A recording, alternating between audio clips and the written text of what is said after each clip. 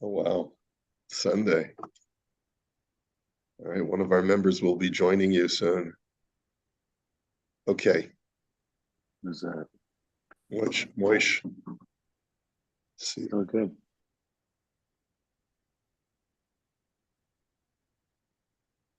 Okay, Chevra, let's get started. Um, so what were we learning yesterday? We were talking about arevut, or what in yeshiva, what they call arvus, which is if a person acts as a guarantor, there are different levels of guarantorship. And the specific shaila was that I vouched for a person to a gemach as being trustworthy. The guy defaults on the loan. Do I have any legal obligation to the gemach to make them whole? Okay. Um, and what the footnote, what the annotator of Rav Sharaga was trying to point out, that there are certain times when you can become an arev even without making a kinyan, even without committing yourself. Is so he what he was saying, and that's I guess what we learned yesterday. Learned about the different dinim of the different arevim, the different kinds of arev. So what Rav Sharaga said, he said there are three types of arevim: arev stam, the regular guarantor, where you have to go to the debtor first. There's the arev kablan, where you have permission to go to either the debtor or the creditor first, and you have the arev shlof dutz, where you can only go to the guarantor. I meant to say the guarantor, and you cannot even go to the debtor. Um, so, um, and he points out um, it all depends, as far as the creditor's liability, it all depends on whether there was reliance on that guarantor when the person lent the money. If the loan was already made and the guarantor then said afterwards, I see you're tittering, I see you're nervous, don't worry, I'll cover it. If there was no kinyan made, then you can't go after him. But if he said it publicly, the guy's trustworthy, lend him the money, I'm good for it. So then legally you're on the hook, even if there was no kinyan made. That's what he told us yesterday. He says, "Va'od yesh suk arev shemitchayev afilu im hu lo hizkir shum arevut, velo amar shehu arev."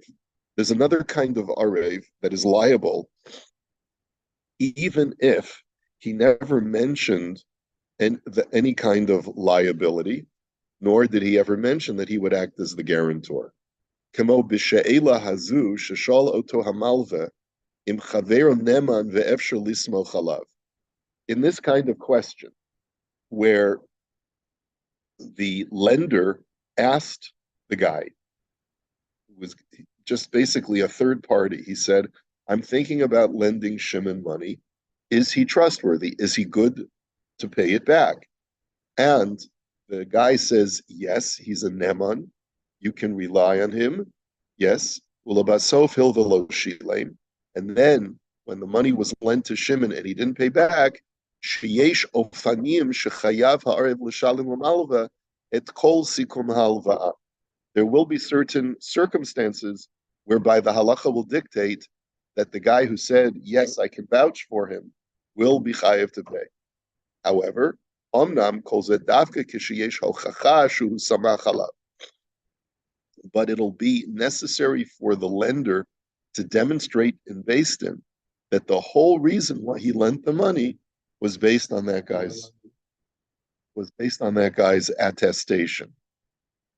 Right. And that's the reason I lent them the money.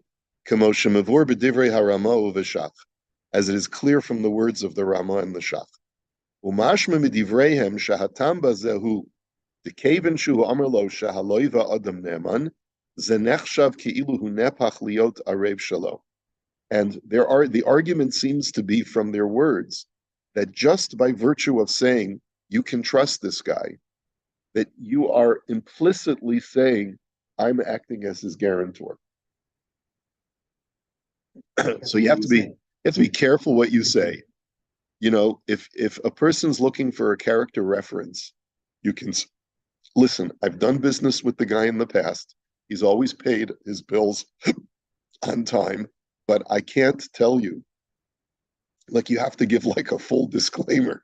Like I'm not taking responsibility for this loan. Maybe if you don't mind, maybe just put a tea bag in if you don't mind. Thank you. Omnom hanasivas kosav de ein kan chiyuv midin arevut el chayiv midin mazik bedina de garmi shul chayav. However, the Nesivus in his commentary writes that it's not officially because you're acting as a guarantor, but rather when Shimon defaults on the loan, you're a mazik. You are an indirect mazik because your words were what caused, thank you so much, what caused the lender to be out of money. Okay? Kamo Adam Shehera Matbeya L'Shulchani Ladatim Hu Mezuyav Olo. In that sense, it's no different. Let's say I show a coin to a money changer, which is what the very common in those days, and I ask him, is this a legitimate legal tender or not? Because I need to know. Someone wants to pay me back their debt with this coin. Is this a good coin or is it a counterfeit? And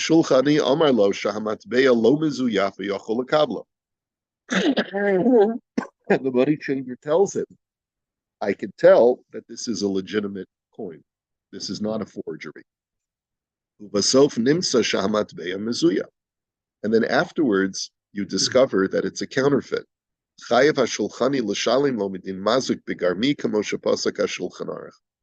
Shulchan Aruch paskins that such an expert has to pay damages to the person who asked him the question.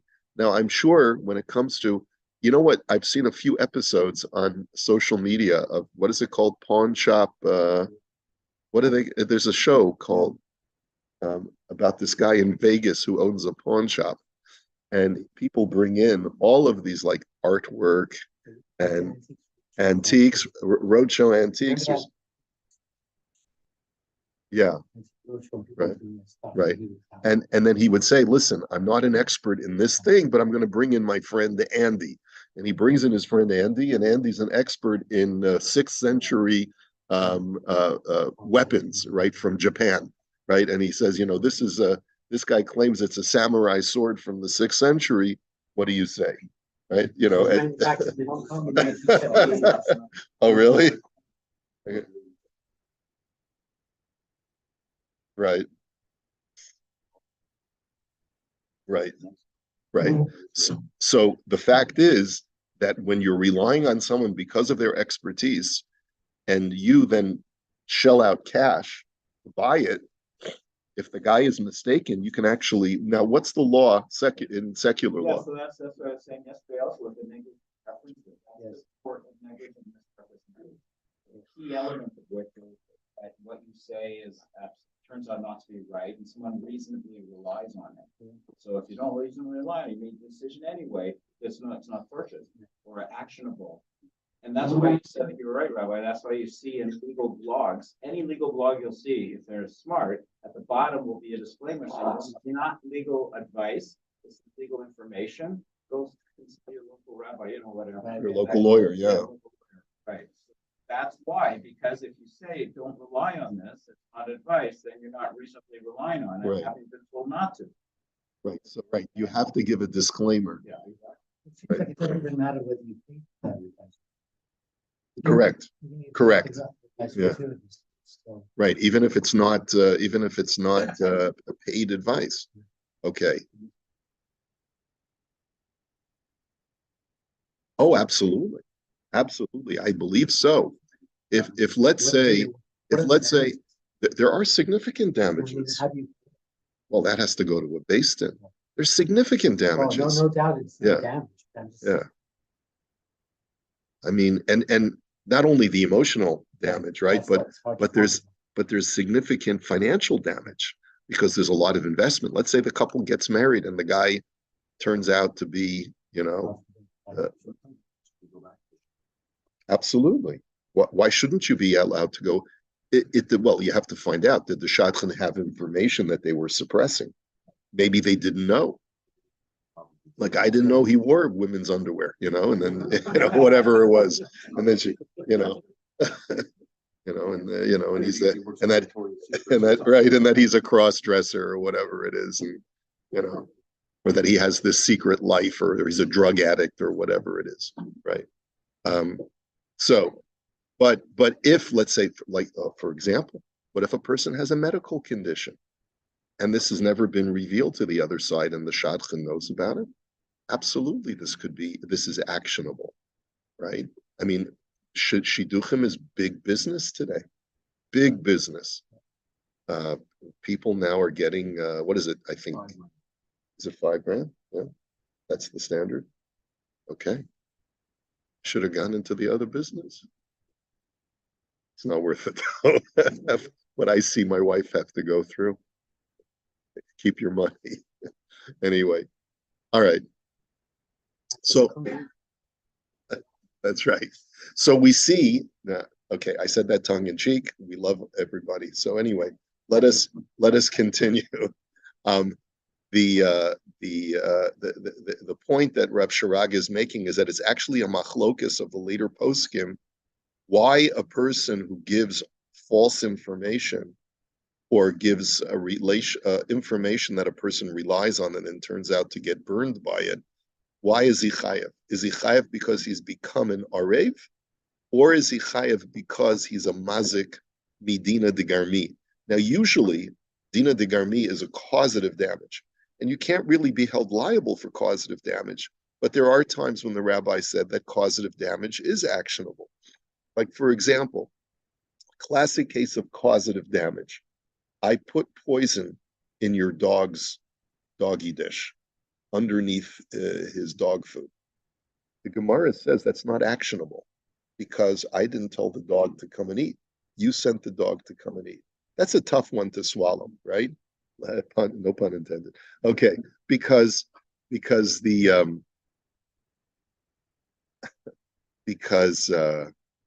the fact is that it's clear that I'm responsible for the dog's death, right? But the Gemara says that there are certain things that are only actionable b'dinei shamayim and not b'dinei adam.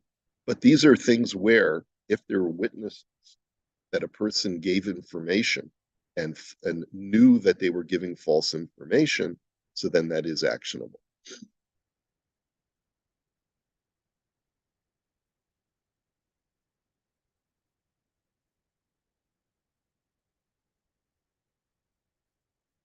But if you intentionally give false information, maybe in the shidduch case, you really lie and say, yeah, I get the person to grow whatever, that's fraudulent misrepresentation. And then not only do you get compensatory damages, you also, in secular law, you get punitive damages for fraud.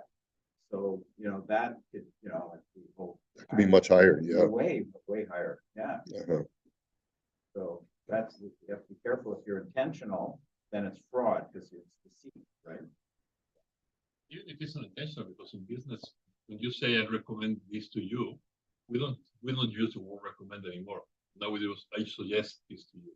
If you're gonna buy something, we're trying to change, because if I recommend, what's the difference between recommend and suggest? Suggest is that you decide which one is the one you want. Uh-huh.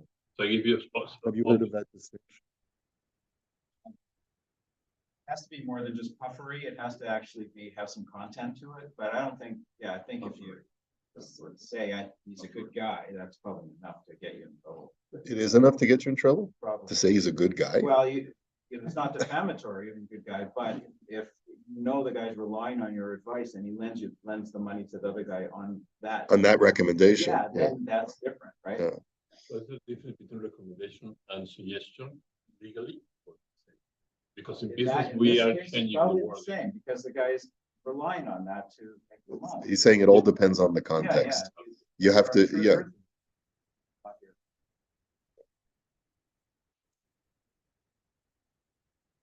I know, but you try to protect as much as you can. But if he's going to lend the guy the money anyway, and he just comes after, he said, okay, the guy's gonna give him the loan, but then he goes afterwards and says, okay, but just to paper the file, we'll ask a few people, is he a good guy or whatever. The decision has already been made. I would argue that there's no reliance on it at all, because you've already decided to give the guy the money. This is just to pay for your file, cover your rent or whatever with the guarantee. So then you can say you didn't rely on it. I didn't, what I do. Yeah. Do anything. Now let me also point out, because I think it needs to be stated, even though it's fairly obvious. A person could go through life and say, now that I know this halacha, why should I get involved with anyone else's life? Right? No, seriously, like why should I get involved with shidduchim? Why should I get involved with recommending someone for employment? Why should I get involved with recommending someone for a gemach? So what's the answer, Chevra? How would you respond to that attitude? Because you're doing a chesed. Because that's what chesed is. Chesed is sticking your neck out sometimes, right? And so sometimes we do stick out our necks and we get burned, right? I can't tell you how many times it's happened that you have every good intention and someone ends up acting in poor faith and you get burned. But does that mean that you should stop? No. I mean, there are certain situations where, lesson learned, I'm going to be careful about it in this same situation next time, right? So if I do get burned and I recommend, I say, yeah, he's a good guy. You can, his word is his bond. And then it turns out that he's, right? He defaults, I'll know not to ever help this guy again, right? But that doesn't mean that everyone in my life is going to be a stinker like this guy, okay? So let's take a look at Sifkat and Dalet. It says, "V'chein matzanu b'chidushei haritva." The Ritva says really the same thing. This idea that reliance upon makes you an arev, makes you a guarantor, even if it's just implicit. He says, he also says this idea. The b'chol makom she'echad somech al hasheni, v'rak al smach devarav asa ma'isa v'al yedei zeh hifsid mamon, that if A relies upon B, and A does an action based upon B's statement, because he relies on B's statement, and because of that, he does some action that causes him to lose money, chayev chaveru l'shalim lo kitin arev, then B is going to be liable to pay him back. Afal pishalu hiskiru shum inyan shel arevus b'neihem, even though there was never any kind of mention of the B acting as a guarantor. והוכיח כן מהסוגיה בבבא מציעא שם, שאחד שלח את חברו לקנוס יין במבצע. The Gemara gives a story about a man who sent a friend of his. He said, please go, there's a sale on wine, please go purchase me some wine. והשליח פשע בדבר, ועל ידי זה המשלח הפסיד את המבצע. And the shaliach said, okay, I'll go buy the wine for you. And then it turned out that he never went. He got waylaid, he got distracted, and he never went. And as a result, the guy lost out on the sale. He could have saved himself like $10 a barrel on wine, and he wants to, so he takes the guy to Beis Din. And the Gemara says that the shaliach is liable because I was relying on you, that you were going to go ahead and take care of this.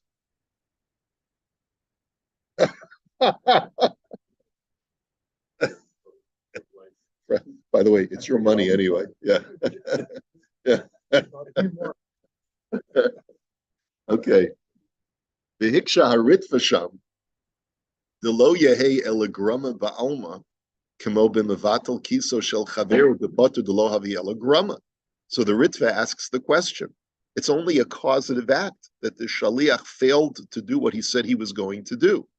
So umayshna hacha dechayev. Normally, you're not chayev for grama, for a causative act. The tiretz al pi hayesod hanal dechol makom shechet somech al chaverav al yedei zeh hifsid. And the Ritva answers is that when a person has reliance on a person, which causes him a loss of money, chayev chaver l'shalim lo midin arev. Then it's because you're an arev, you're a guarantor. It's not that you're a mazik according to the Ritva. It's not damage because the Ritva, according to the Ritva's opinion, it's only causative damage. but really it's because you're acting as a guarantor. That person relied on you to go make the purchase and to get him a good deal, and that you became his guarantor on that money that he was going to save, or that he was going to get, or the commodity that he was going to get at a good price. The Siyim HaRitva v'zed din gadol ayin sham. The Ritva finishes off by saying, this is a huge din. Like, this is a big deal. The Ritva says. Now, why would he say this is a big deal? Because it is a big deal. Yeah. Like, it's like a huge chiddush, you know?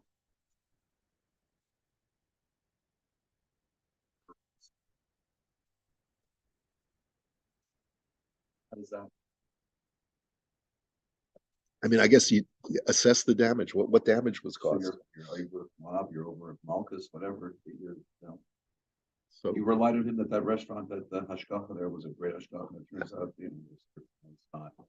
well, if it were me, I would say thank you, because I had a Of great, course, eat I and had find I had a out great yours. steak, and if it wasn't for you, I wouldn't have been able to eat it, right?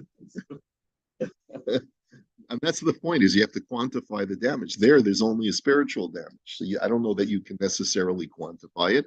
I could be mistaken. It could be that maybe if you took this guy to Basin would place some kind of assessment on him. I don't know. But here we're talking about real monetary loss. We're not just talking about you. But here's a good example, though. Let's say you told someone that there's an Erev in the town, and based on that, they booked a hotel, and with their baby, and they were stuck in the hotel all Shabbos, and they couldn't go to the simcha that they were invited to, which is why they booked the hotel all in the first place. So maybe you could take that person to Basin and say, look, I paid all of this money because I thought there was an Erev, and I want this guy to pay for, at least for my hotel room and all the food that I had to get from the caterer, because I was planning to go to the simcha. That would be a real issue of reliance, right? Where you could look at real damages that were caused. Okay. All right, let's go back. So the other opinion is that it's damage, and he cites the Vilna Gaon as the source of this as well.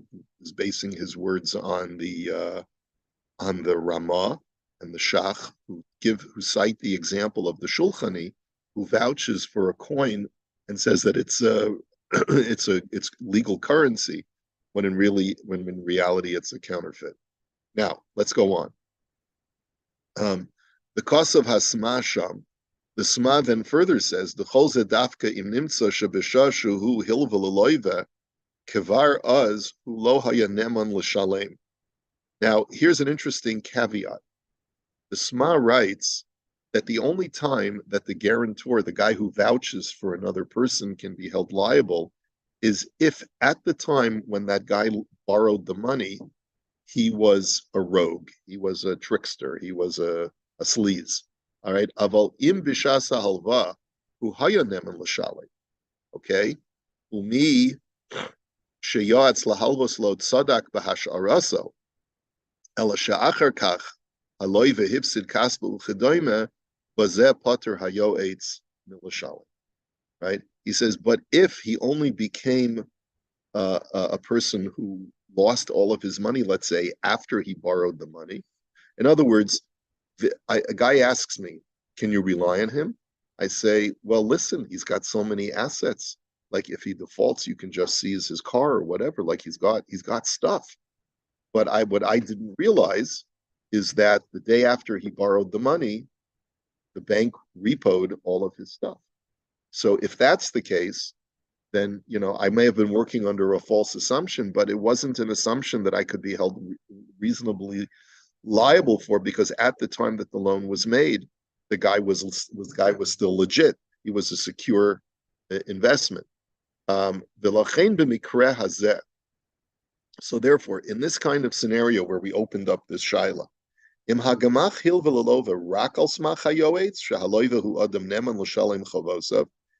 the gemach only lent the money based on this guy's testimony or attestation or endorsement, right, that this guy is a trustworthy guy, and then it turns out that he already had a shady history at the time when the loan was made, then whoever vouched for him is going to be liable to make good. He really is de facto either a guarantor or a mazik or a damager to that gemach. So, I could hear, a number of circumstances where, let's say, I grew up with this guy. I've known him all my life. He's got a decent business. And he comes over to me one day, and I don't know anything about stuff, the dark stuff that's going on in his life. I didn't realize that he became a heroin addict, unbeknownst to me. Like I had no idea. And then all of a sudden, and like, because he comes to shul every Shabbos, and he seems to be a decent guy, and he drives a nice car, and he lives in the neighborhood, and he makes kiddush in his house every Shabbos, or whatever. He just acts like a normal balobus. But then all of a sudden, after I vouched for him and the loan was made, I discovered the guy's tens of thousands of dollars in debt, and everyone's running after him. So I have to go back to the lender. I say, I'm sorry, I didn't know. Like, in other words, there has to be some aspect of, I don't know that he doesn't really say this explicitly, but it would seem to me that if the borrower has hidden this darkness from everybody, and there was no way for anyone to know about it, so then I don't think you could hold the guy responsible just by saying, yeah, he's a decent guy, he's a solid balabas.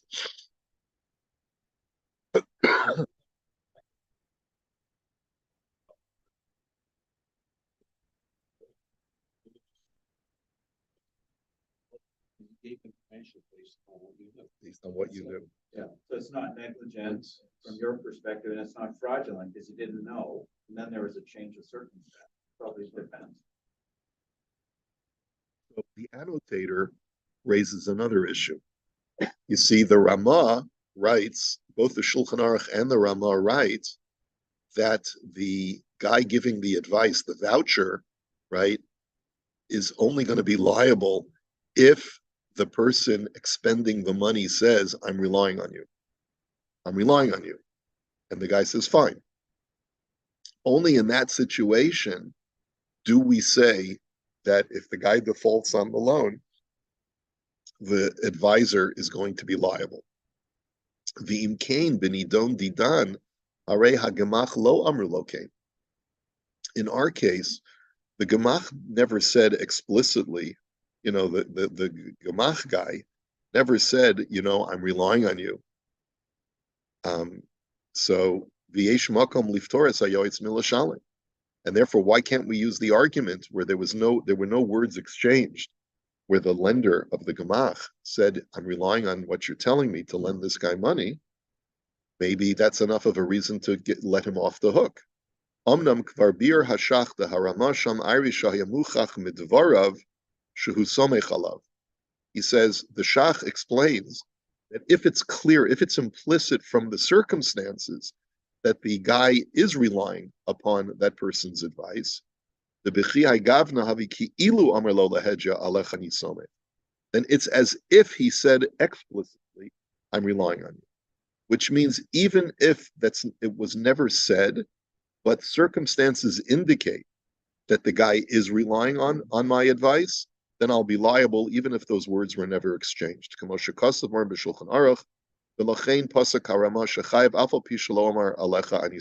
therefore, the Ramah will hold that in those circumstances, even if those words were never said, the guy will be liable.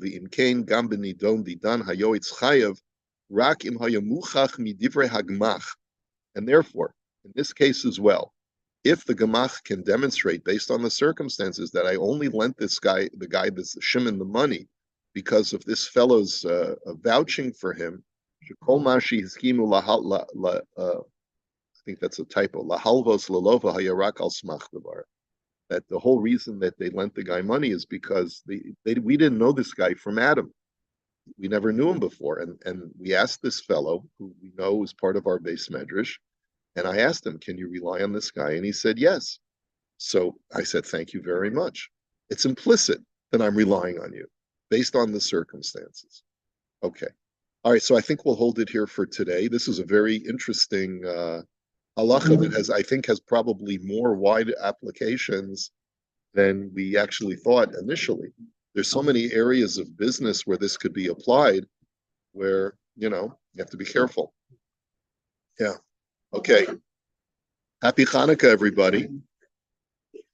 Happy Hanukkah. Thank you, Rabbi.